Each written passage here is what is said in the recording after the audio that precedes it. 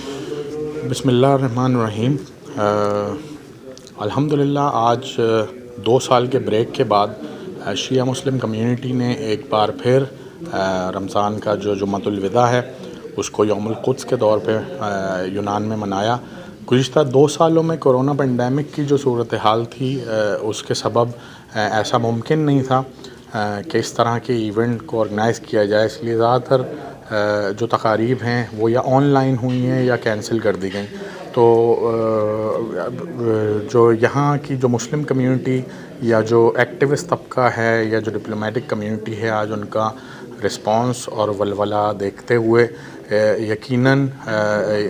اس کی حوصلہ افزائی ہے آرگنائزرز کے لیے، شیعہ مسلم کمیونٹی کے لیے، کہ لوگ آج بھی اس 2-2.5 سال کا جو کرونا پینڈیمک ہے اور ان سخت حالات کے باوجود اپنے فلسطینی مظلوم بھائیوں بہنوں کو نہیں بھولے ہیں۔ اس امید کے ساتھ میں تمام آنے والے شرکاء کا شکر گزار ہوں کہ اگلے سال جب ہم یہ یوم القدس کا دن منائیں تو وہ اس دن میں قدس کی، فلسطین کی جو ہے وہ آزادی کی نوید ہمیں ملے، اور دنیا میں اب یہ بات عیاں ہو چکی ہے کہ جو صہیونی بربریت اور مظالم کا جو سلسلہ ہے یہ پچھلے 70 دہائیوں سے جاری، اس کا اب اختتام جو ہے وہ قریب ہے۔ تو امید کرتے ہیں کہ اگلے سال